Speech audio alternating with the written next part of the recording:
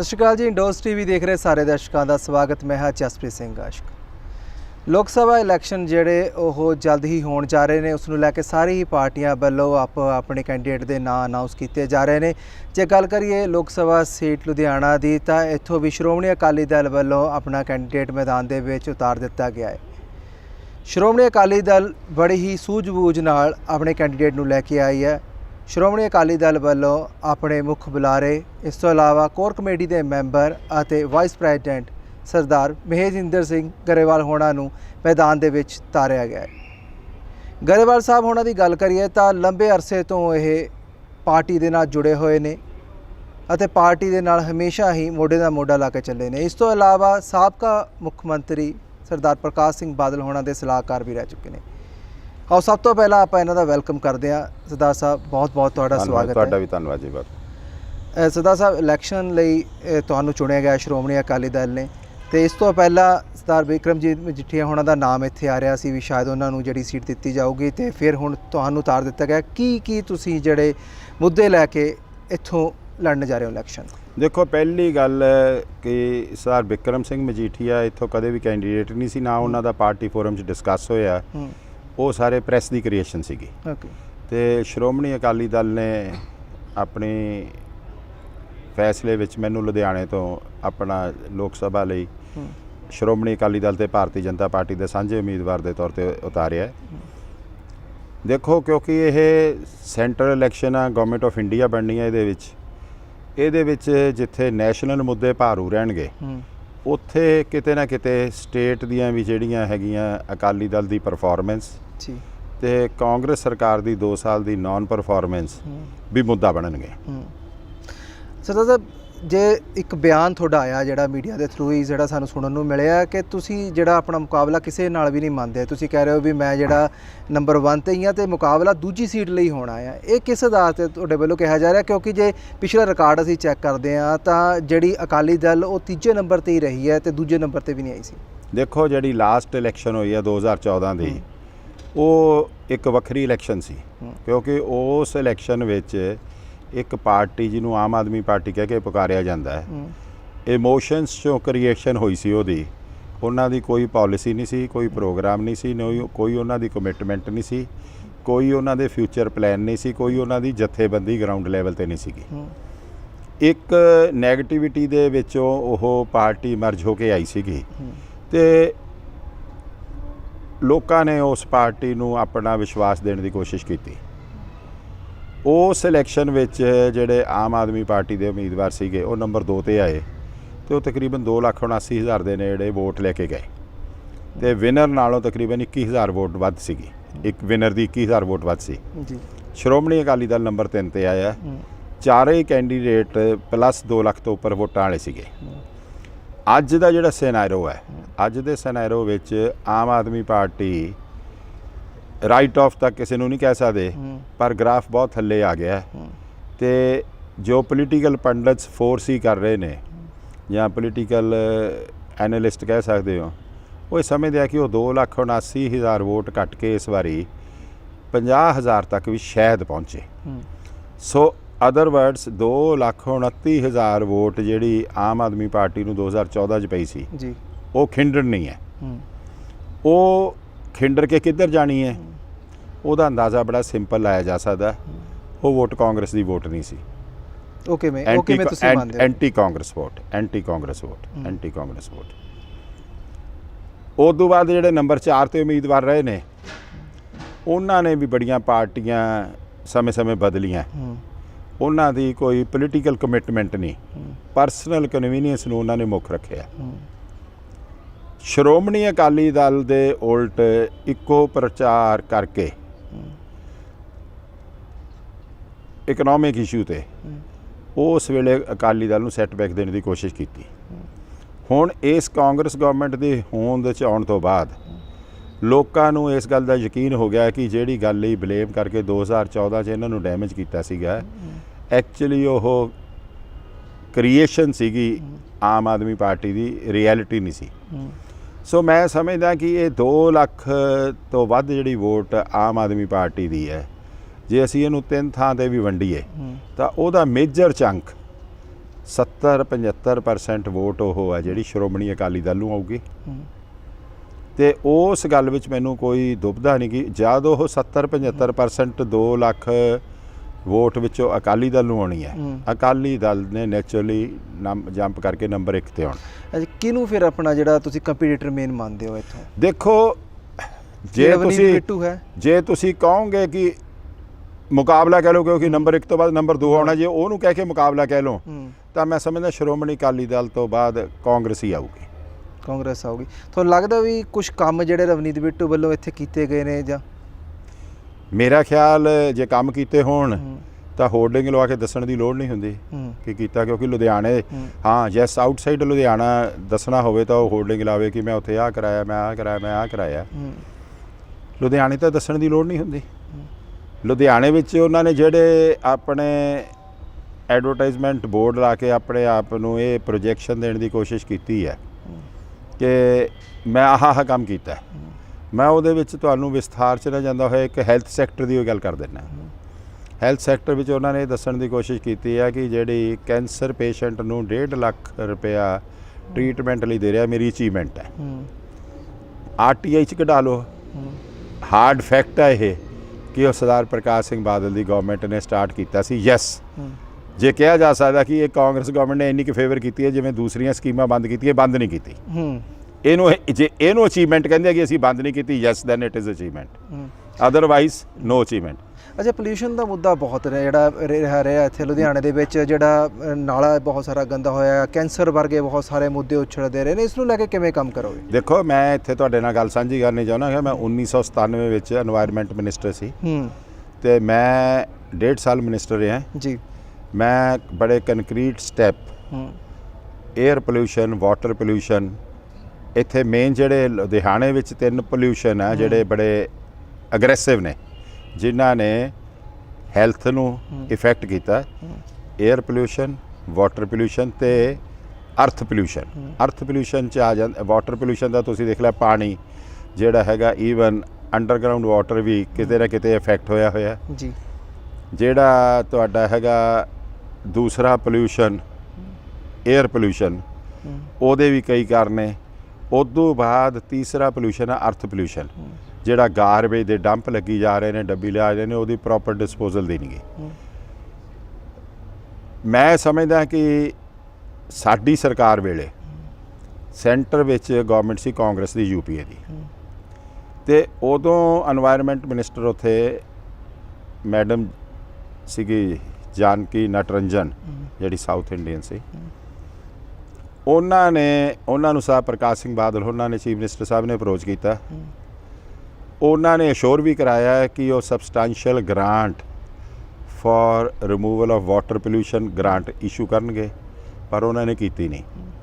And ਤੁਹਾਨੂੰ ਉੱਥੇ ਵੀ ਇਹ ਵੀ ਮੈਂ ਇੱਥੇ ਯਾਦ ਕਰਾਦਾ ਸਰੋਤਿਆਂ ਨੂੰ ਕਿ ਜਦ ਉਹਨਾਂ ਨੇ ਕਾਂਗਰਸ ਤੋਂ ਅਸਤੀਫਾ ਦਿੱਤਾ ਤੇ ਜਿਹੜੀ ਉਹਨਾਂ ਨੇ ਪ੍ਰੈਸ ਕਾਨਫਰੰਸ ਕੀਤੀ ਤਾਂ ਉਹਦੇ ਵਿੱਚ ਉਹਨਾਂ ਨੇ ਸਾਫ਼ ਮਿਸਟਰ ਰਾਹੁਲ ਗਾਂਧੀ ਨੂੰ ਬਲੇਮ ਕੀਤਾ ਕਿ ਉਹਨਾਂ ਨੇ ਮੈਨੂੰ ਡਿਸੀਜਨਸ ਲੈਣ ਨਹੀਂ ਦਿੱਤੇ ਜਿਹੜੇ ਡਿਪਾਰਟਮੈਂਟ ਦੇ ਹਿੱਤ ਵਿੱਚ ਲੈਣੇ ਚਾਹੀਦੇ ਸੀ। ਅੱਛਾ, ਤੁਸੀਂ ਚਲੋ ਕਾਂਗਰਸ ਦੀ ਇਹ ਗੱਲ ਆ ਗਈ, ਜੇ ਆਪਾਂ BJP ਦੀ ਵੀ ਗੱਲ ਕਰ ਲਈਏ ਤਾਂ ਬਹੁਤ ਸਾਰੇ ਐਸੀ ਜਿਹੜੇ ਮੁੱਦੇ ਨੇ ਜਿਹੜੇ ਮੋਦੀ ਸਾਹਿਬ ਤੋਂ ਉਮੀਦ ਕੀਤੀ ਜਾ ਰਹੀ ਸੀ ਪੰਜਾਬ ਦੇ ਹਿੱਤਾਂ ਲਈ, ਉਹ ਵੀ ਹਜੇ ਤੱਕ ਜਿਹੜੇ ਪੂਰੇ ਨਹੀਂ ਹੋਏ। ਕਿੱਥੇ ਕਮੀ ਕਿੱਥੇ ਆ?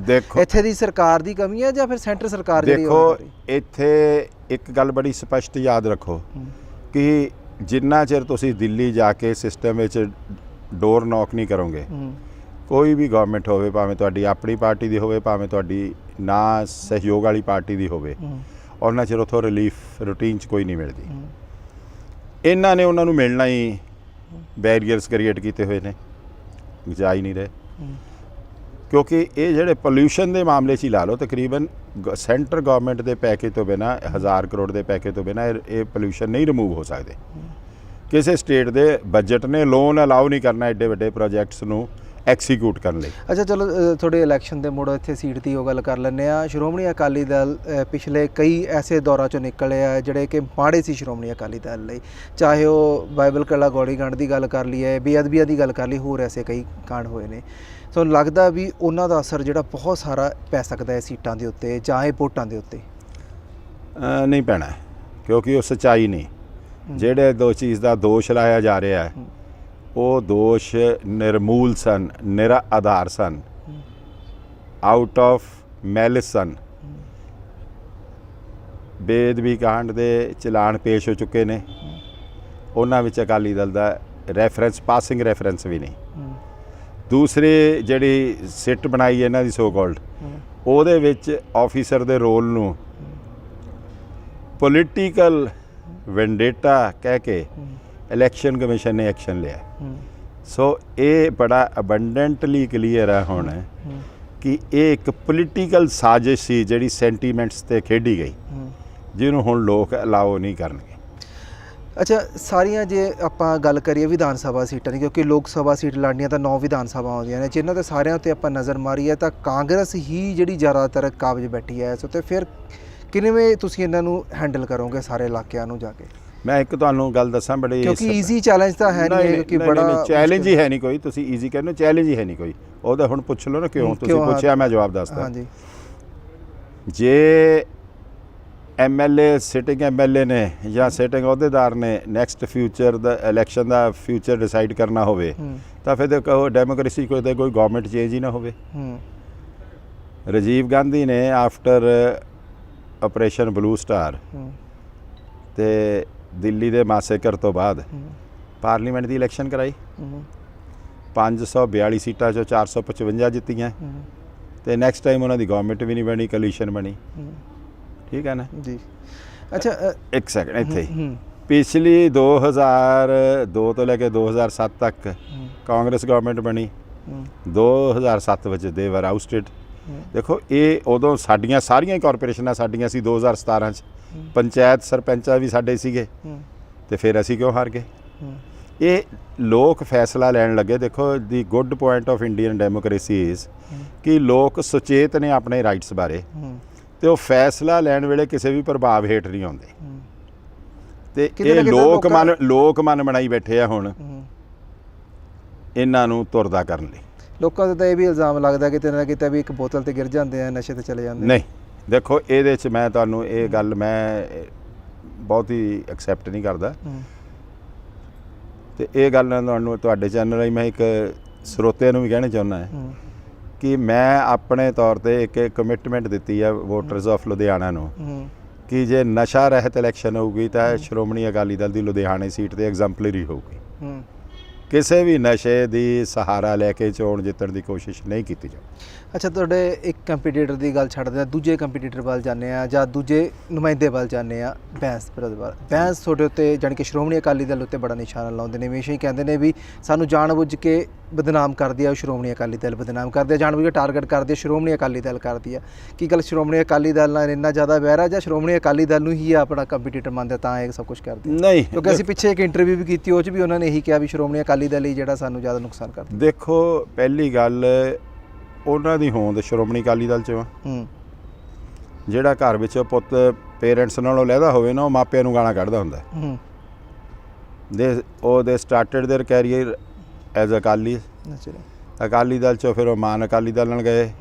ਮਾਨ ਅਕਾਲੀ ਦਲ ਤੋਂ ਫਿਰ ਸਾਡੇ ਕੋਲ ਆਏ, ਸਾਤੋਂ ਬਾਹਰ ਗਏ, ਫਿਰ ਸਾਡੇ ਕੋਲ ਆਏ। ਉਹ ਐਂਬੀਸ਼ੀਅਸ ਬਹੁਤ ਜ਼ਿਆਦਾ ਨੇ। ਐਂਬੀਸ਼ੀਅਸ ਹੋਣਾ ਕੋਈ ਡਿਸਕੁਆਲੀਫਿਕੇਸ਼ਨ ਨਹੀਂ, ਨਾ ਉਹਨੂੰ ਮਾੜਾ ਕਿਹਾ ਜਾ ਸਕਦਾ। ਹਰ ਬੰਦੇ ਦੀਆਂ ਇੱਛਾ ਹੁੰਦੀਆਂ ਨੇ, ਪਰ ਆਪਣੀ ਕੈਪੇਬਿਲਿਟੀ ਤੇ ਕੈਪੈਸਿਟੀ ਨੂੰ ਬਿਨਾਂ ਅਸੈਸ ਕਰੇ ਤੁਸੀਂ ਕੋਈ ਐਂਬੀਸ਼ਨ ਕਰਨੀ। ਹੁਣ 2012 ਦੀ ਇਲੈਕਸ਼ਨ ਹੋਈ, ਦੋਨੋਂ ਭਰਾ ਜਿੱਤੇ ਜੀ ਤੇ ਉਹਨਾਂ ਨੂੰ ਇਹ ਸਿਚੁਏਸ਼ਨ ਲੱਗਦੀ ਸੀ ਕਿ ਸ਼ਾਇਦ ਇਹ ਹੋਵੇ ਕਿ 2-3 ਐਮਐਲਏਆਂ ਪਿੱਛੇ ਸਰਕਾਰ ਅਕਾਲੀ ਦਲ ਦੀ ਬਣਨੋਂ ਰੁਕ ਜੂਗੀ ਤੇ ਫਿਰ ਇੱਕ ਭਰਾ ਚੀਫ ਮਿਨਿਸਟਰ ਮੰਗੂਗਾ, ਦੂਜਾ ਡਿਪਟੀ ਚੀਫ ਮਿਨਿਸਟਰ ਨੂੰ ਮੰਤਰੀ ਅਕਾਲੀਆਂ ਦੇ ਬਣਾ ਦੇਣਗੇ। ਦੇਖੋ ਕੋਈ ਵੀ ਪੋਲੀਟੀਕਲ ਪਾਰਟੀ ਆਪਣੇ ਆਪ ਨੂੰ ਇੰਨਾ ਗਹਿਣੇ ਨਹੀਂ ਕਰਦੀ ਹੁੰਦੀ ਜਿਵੇਂ ਉਹ ਉਮੀਦ ਲਾਈ ਬੈਠੇ ਨੇ। ਸੋ ਉਸ ਐਂਬੀਸ਼ਨ ਕਰਕੇ ਆ ਤੁਸੀਂ ਦੇਖੋ ਕਿ ਆਲਰੇਡੀ ਉਹਨਾਂ ਦਾ ਗ੍ਰਾਫ ਬੜਾ ਡਾਊਨ ਹੋਇਆ। ਅੱਛਾ, ਚਲੋ ਇਹ ਤਾਂ ਆਪਾਂ ਬਾਕੀ ਪਾਰਟੀ ਦੀ ਗੱਲ ਕਰ, ਤੁਹਾਡੇ ਆਪਣੇ ਇੱਕ ਹਿੱਸੇ ਦੀ ਕੰਗ ਦੀ ਗੱਲ ਕਰ ਲੈਂਦੇ ਹਾਂ, ਟਕਸਾਲੀਆਂ ਦੀ। ਟਕਸਾਲੀ ਟੁੱਟ ਕੇ ਵੱਖ ਹੋਏ ਨੇ, ਹੋਰ ਵੀ ਕਈ ਤੁਹਾਡੇ ਜਿਹੜੇ ਸੀਨੀਅਰ ਲੀਡਰ ਸੀ ਉਹ ਵੀ ਟੁੱਟ ਕੇ ਜਿਹੜੇ ਵੱਖ ਹੋ ਰਹੇ ਨੇ। ਕਿੰਨਾ ਕੁ ਅਸਰ ਕਰਨਗੇ ਸ਼੍ਰੋਮਣੀ ਅਕਾਲੀ? ਦੇਖੋ ਪਹਿਲੀ ਗੱਲ ਜਿਹੜਾ ਟਕਸਾਲੀ ਦਾ ਪੰਜਾਬੀ ਦਾ ਨਾ ਜਿਹੜਾ ਉਹ ਹੈਗਾ ਮੀਨਸ ਕਮਿਟਡ ਅਕਾਲੀ। ਜਿਹੜਾ ਕਮਿਟਡ ਹੋਊਗਾ ਨਾ ਤੇ ਅਕਾਲੀ ਹੋਊਗਾ, ਉਹ ਅਕਾਲੀ ਦਲ ਨੂੰ ਨਹੀਂ ਛੱਡੂਗਾ। ਦੂਸਰੀ ਉਹ ਛੱਡਣ ਦਾ ਕਾਰਨ ਵੀ ਹੈ ਨਾ ਵੀ ਅਕਾਲੀ ਦਲ ਬਾਦਲ ਹੋ ਗਿਆ, ਕਹਿੰਦੇ ਅਕਾਲੀ ਦਲ ਨਹੀਂ ਰਿਹਾ। ਮੇਰੀ ਗੱਲ ਸੁਣੋ, ਬਾਦਲ ਸਾਹਿਬ ਬਣ ਗਏ ਸੀਗੇ ਪ੍ਰੈਜ਼ੀਡੈਂਟ 1999 ਚ, ਹੁਣ ਆ ਗਈ ਗੱਲ 2019 ਦੀ। 30 ਸਾਲ। 30 ਸਾਲ। ਸਰਦਾਰ ਸੁਖਬੀਰ ਸਿੰਘ ਬਾਦਲ ਨੂੰ ਪ੍ਰਧਾਨ ਬਣਿਆ 10 ਸਾਲ ਹੋ ਗਏ। ਮੈਂ ਹੁਣ ਕਹਿੰਦਾ ਚੰਗਾ ਨਹੀਂ ਲੱਗਦਾ।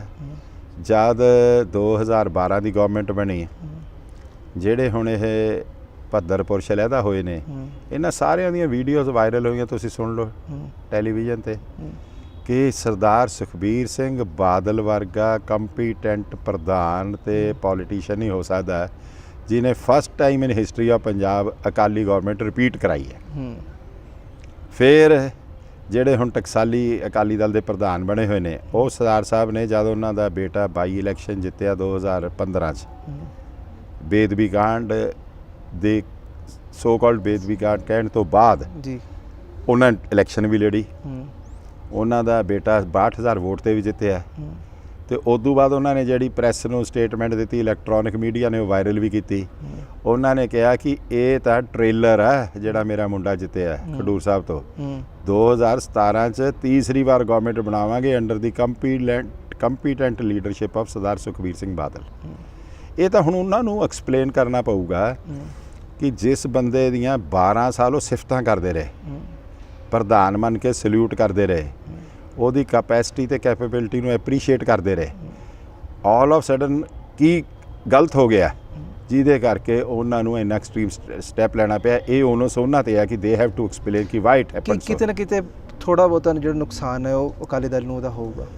ਨੁਕਸਾਨ ਤੁਸੀਂ ਇੰਨਾ ਕੁ ਦੇਖ ਲਓ ਕਿ ਇੱਕ ਤਾਂ ਲਫ਼ਜ਼ ਟਕਸਾਲੀ ਉਹਨਾਂ ਨੇ ਕਹਿਤਾ, ਟਕਸਾਲੀਆਂ ਨੇ 2 ਕੈਂਡੀਡੇਟ ਨਾਮਜ਼ਦ ਕੀਤੇ ਸੀ ਕਿ ਲੈਫਟ ਜਨਰਲ ਜੇ ਸਿੰਘ, ਉਹਨੂੰ ਹਟਾਤਾ ਜੀ, ਠੀਕ ਹੈ ਨਾ ਜੀ। ਦੂਜਾ ਜਿਹੜਾ ਉਹਨਾਂ ਦਾ ਕਾਰਨ ਦਿੱਤਾ ਨਾ ਉਹਦੇ ਪਿੱਛੇ, ਤਾਂ ਉਹਦਾ ਕਾਰਨ ਤਾਂ ਦੇਖੋ, ਵਜ੍ਹਾ ਤਾਂ ਹਰ ਗੱਲ ਦੀ ਦੇ ਦਿਓ। ਉਹਨਾਂ ਦੀ 10 ਦਿਨ ਪਹਿਲਾਂ ਬਿਆਨ ਕਰ ਦਿਓ ਕਿ ਕਮ ਵਾਟ ਮੇ ਅਸੀਂ ਕੈਂਡੀਡੇਟ ਨਹੀਂ ਚੇਂਜ ਕਰਾਂਗੇ। ਫਿਰ ਭੱਜੇ ਕਿਉਂ? ਜੇ ਸਟੈਂਡ ਹੀ ਨਹੀਂਗਾ ਕੋਈ, ਦੈਟ ਸ਼ੋਜ਼ ਕਿ ਸਟੈਂਡ ਹੀ ਕੋਈ ਨਹੀਂ ਜੀ। ਇਹ ਗੱਲ ਉਹਨਾਂ ਨੂੰ ਇਹ ਪੰਜਾਬ ਏਕਤਾ ਪਾਰਟੀ ਦੇ ਮੁਖੀ ਨੇ ਉਦੋਂ ਕਹੀ ਕਿ ਤੁਸੀਂ ਰੀਕਨਸੀਡਰ ਕਰੋ, ਤੇ ਉਹਨਾਂ ਦੀ ਤਿੰਨਾਂ ਦੀ ਤ੍ਰੈ ਮੂਰਤੀ ਦੀ ਪ੍ਰੈਸ ਕਾਨਫਰੰਸ ਸੁਣ ਲਓ।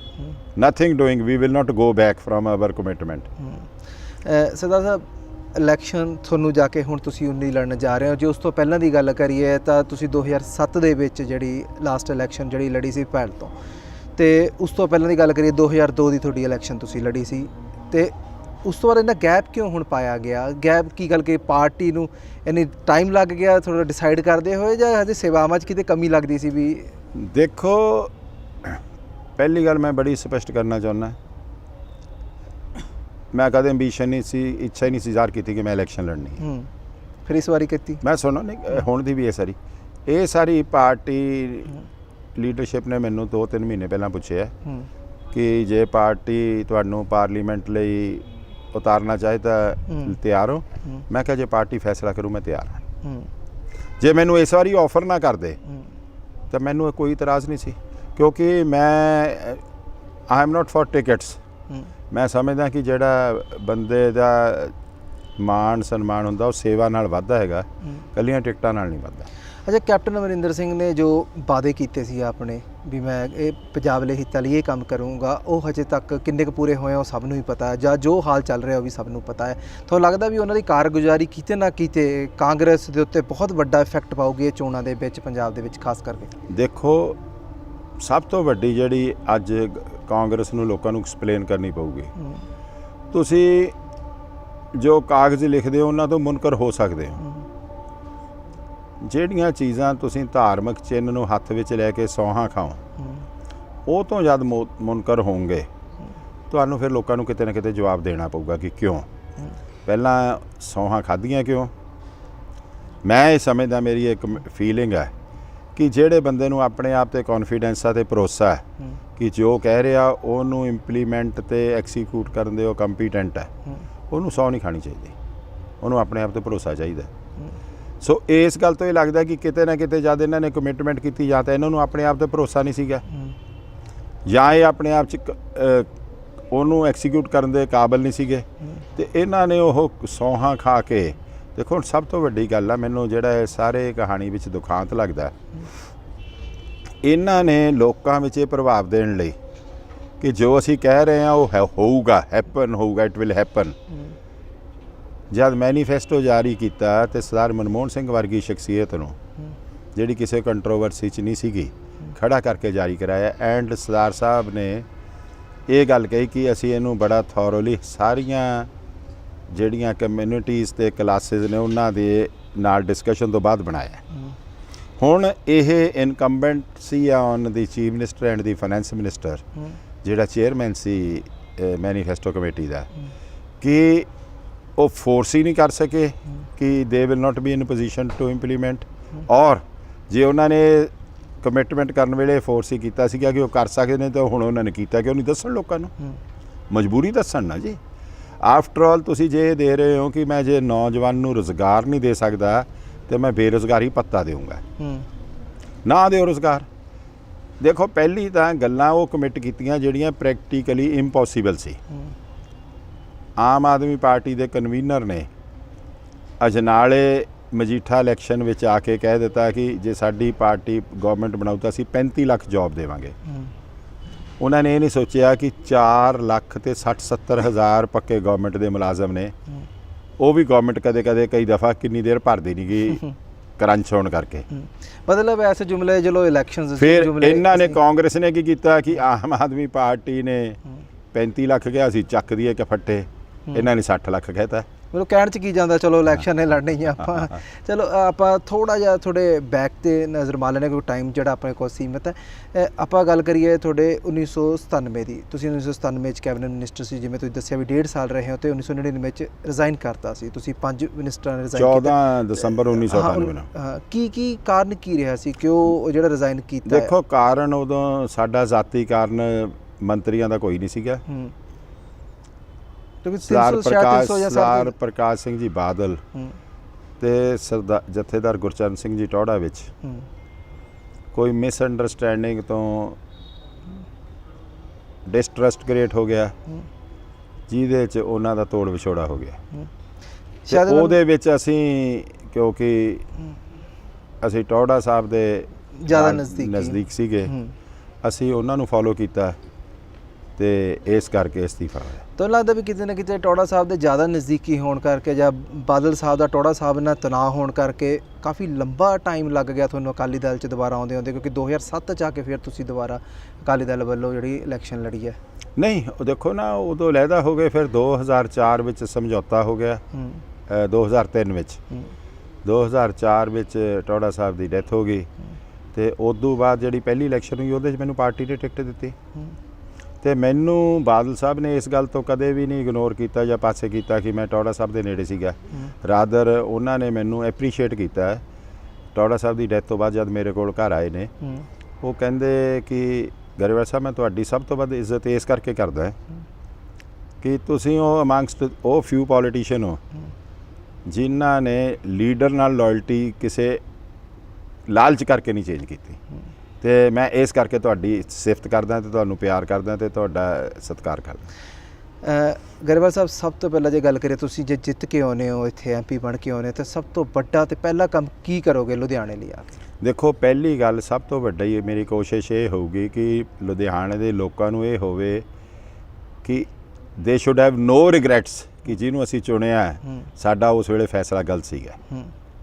ਜਿਹੜਾ ਪੋਲੀਟੀਕਲ ਲੋਕਾਂ ਬਾਰੇ ਪਰਸੈਪਸ਼ਨ ਹੈ, ਜਰਨਲ ਪਰਸੈਪਸ਼ਨ, ਉਹ ਪਰਸੈਪਸ਼ਨ ਮੈਂ ਉਹਨੂੰ ਪਰਸੈਪਸ਼ਨ ਨੂੰ ਐਕਸੈਪਸ਼ਨ 'ਚ ਕਨਵਰਟ ਕਰੂੰਗਾ। ਦੂਸਰੀ ਗੱਲ,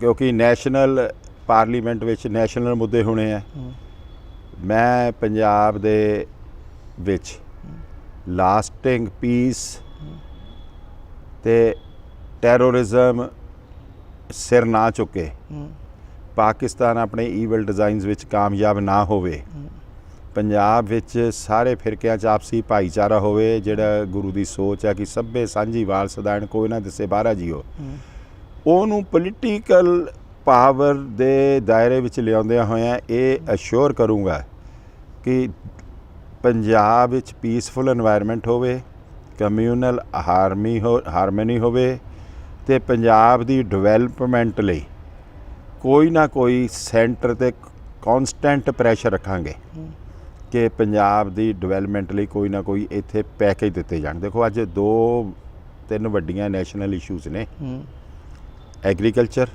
ਫਾਰਮਰ ਕਮਿਊਨਿਟੀ, ਯੂਥ ਦੀ ਅਨਐਮਪਲਾਇਮੈਂਟ, ਪੈਕੇਜ ਨੂੰ ਤਾਂ ਹੁਣ ਵੀ ਐਮਪੀ ਬੜੇ ਜਿਹੜੇ ਰੌਲਾ ਪਾ ਰਹੇ ਨੇ, ਪਰ ਪੈਕੇਜ ਆ ਹੀ ਨਹੀਂ ਰਹੇ। ਦੇਖੋ ਤੇ ਥੋੜੀ ਭਾਈਵਾਲ ਸਰਕਾਰ ਵੀ ਰਹਿ ਚੁੱਕੀ ਹੈ ਤਾਂ ਵੀ ਨਹੀਂ ਆਇਆ, ਤੇ ਹੁਣ ਤਾਂ ਫਿਰ ਵੀ ਮੈਂ ਇੱਕ ਤੁਹਾਨੂੰ ਗੱਲ ਦੱਸਾਂ, ਮੈਂ ਕਿਤੇ ਦਾ ਵਕੀਲ ਹਾਂ।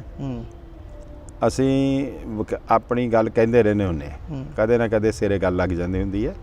ਭਾਈਵਾਲ ਸਰਕਾਰ ਹੋਣ ਦੇ ਬਾਵਜੂਦ ਇੱਕ ਗੱਲ ਸਾਨੂੰ ਜ਼ਰੂਰ ਸਮਝਣੀ ਚਾਹੀਦੀ ਹੈ ਕਿ ਪੋਲੀਟਿਕਸ ਵਿੱਚ ਪੋਲੀਟੀਕਲ ਕੰਪਲਸ਼ਨਸ ਜ਼ਰੂਰ ਹੁੰਦੀਆਂ ਨੇ।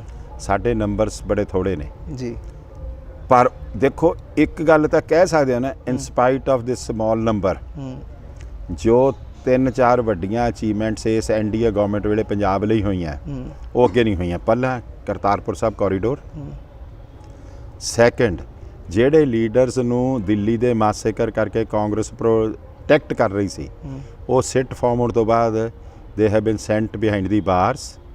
ਐਂਡ ਤੀਸਰੀ ਚੀਜ਼, ਗੁਰੂ ਨਾਨਕ ਸਾਹਿਬ ਦੇ 550 ਸਾਲਾ ਪੁਰਬ ਲਈ ਗਵਰਨਮੈਂਟ ਆਫ ਇੰਡੀਆ ਦਾ ਐਗਜ਼ੌਸਟਿਵ ਪਲਾਨ ਹੈ, ਜਿਹਦੇ ਵਿੱਚ 100 ਕਰੋੜ ਰੁਪਇਆ ਇਕੱਲਾ ਬਾਬੇ ਦਾ ਪਿੰਡ ਸੁਲਤਾਨਪੁਰ ਲੋਧੀ ਬਣਾਉਣ ਵਿੱਚ। ਤੇ ਉਦੋਂ ਵੱਡੀ ਜਿਹੜੀ ਸਭ ਤੋਂ ਗੱਲ ਹੋਈ ਹੈ ਕਿ ਤੁਸੀਂ 에ਅਰ ਕਨੈਕਟੀਵਿਟੀ, ਐਂਡ ਸਭ ਤੋਂ ਵੱਡੀ ਜੇ ਸੈਂਟਰਲ ਫਾਈਨੈਂਸ਼ੀਅਲ ਇਨਵੈਸਟਮੈਂਟ ਪੰਜਾਬ 'ਚ ਹੋਈ ਹੈ ਆਫਟਰ ਵਾਜਪਾਈ ਗਵਰਨਮੈਂਟ 'ਚ ਹੋਈ ਸੀ 18,000 ਕਰੋੜ ਦੀ ਰਿਫਾਈਨਰੀ ਬਠਿੰਡੇ ਤਲਵੰਡੀ ਸਾਬੋ। ਐਂਡ ਇਸ ਵੇਲੇ ਤਕਰੀਬਨ 30,000 ਕਰੋੜ ਰੁਪਏ ਦੀਆਂ ਸੜਕਾਂ national highway authority of India ਹੈ ਪੰਜਾਬ 'ਚ ਜਾਂ ਕੰਪਲੀਟ ਕਰ ਚੁੱਕੀ ਹੈ ਜਾਂ ਅੰਡਰ ਪ੍ਰੋਸੈਸ ਹੈ ਟੂ ਬੀ ਕੰਪਲੀਟਡ। ਚਲੋ ਆਪਣਾ ਗਰੇਵਾਲ ਸਾਹਿਬ, ਜਿਹੜਾ ਆਉਣ ਵਾਲਾ ਸਮੇਂ ਹੈ ਹੁਣ ਇਹ ਦੱਸੇਗਾ ਕਿ ਜਿਹੜੀ ਜਨਤਾ ਜਨਾਰਦਨ ਹੈ ਉਹ ਕਿਸ ਨੂੰ ਚੁਣ ਕੇ ਇੱਥੇ ਲੈ ਕੇ ਆਉਂਦੀ ਹੈ, ਤੇ ਹੁਣ ਜਿਹੜਾ ਇਲੈਕਸ਼ਨ ਜਿਹੜੀ 23 ਮਈ ਹੈ ਉਹੀ ਇਹ ਦਿਨ ਤੈਅ ਕਰੇਗੀ।